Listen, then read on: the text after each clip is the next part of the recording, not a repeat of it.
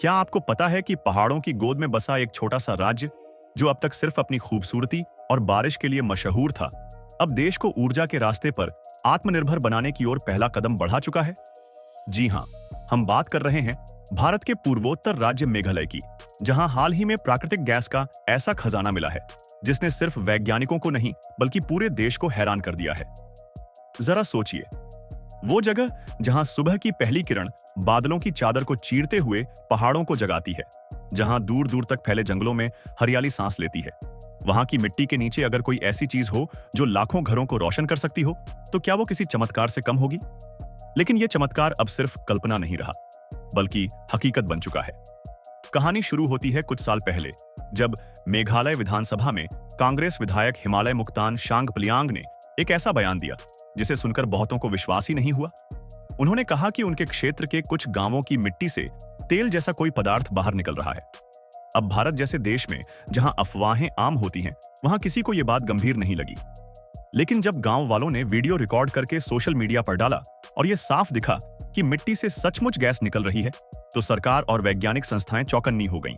अब सरकार को लगा कि मामला बड़ा हो सकता है। उन्होंने OIL यानी ऑयल इंडिया लिमिटेड को भेजा, जो भारत की प्रमुख तेल और गैस खोजने वाली कंपनी है। टीम गई और ईस्ट खासी हिल्स जिले के उम्फनियंग गांव में जाकर खुद देखा कि वहां सचमुच मिट्टी से गैस निकल रही है।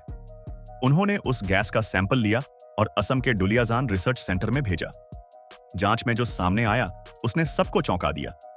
ये कोई आम गैस नहीं थी, बल्कि थर्मोजेनिक नेचुरल गैस थी, यानी वो गैस जो जमीन के बहुत नीचे दबे जैविक पदार्थों से लाखों साल में बनती है। और इसमें मीथेन की मात्रा भी बहुत ज्यादा पाई गई, जो इसे प्राकृतिक गैस के तौर पर बेहद कीमती बनाता है।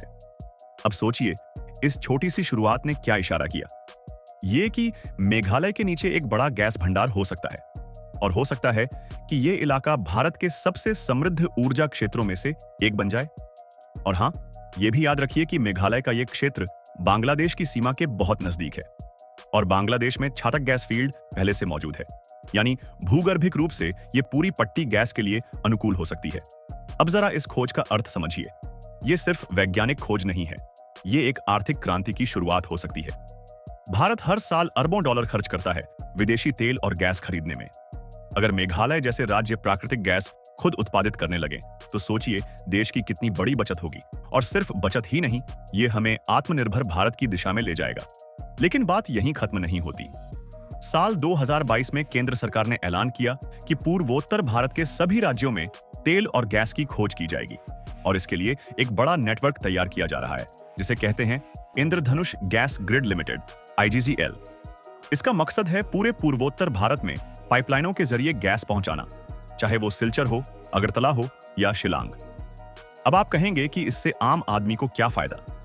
तो सुनिए जरा गौर से।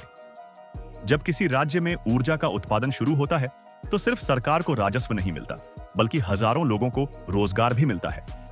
ड्रिलिंग के लिए मजदूर चाहिए, सर्वे के लिए इंजीनियर चाहिए, सुरक्षा के लिए कर्मचारी चाहिए, पर्यावरण जांच के लिए एक्सपर्ट्स चाहिए, यानी नौकरी और रोजगार के नए दरवाजे खुलते हैं। साथ ही ग्रामीण इलाकों में सड़कें बनती हैं, बिजली आती है और व्यापार के नए मौके तैयार होते हैं। और ये सब कुछ एक प्राकृतिक गैस के रिसाव की वजह से शुरू हुआ है। अब सवाल उठता है, आगे क्या? अभी तो बस शुरुआत हुई है।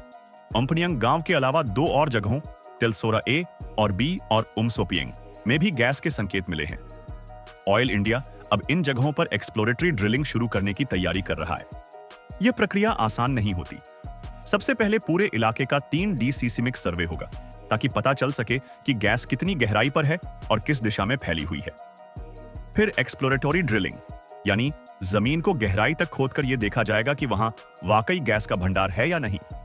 अगर सब कुछ सही रहता है, तो फिर वहां प्रोसेसिंग यूनिट बनाई जाएगी, गैस को शुद्ध किया जाएगा, पाइपलाइन बिछाई जाएगी और फिर वाणिज्यिक उत्पादन शुरू होगा। यह सारी प्रक्रिया 3 से 5 साल का समय ले सकती है।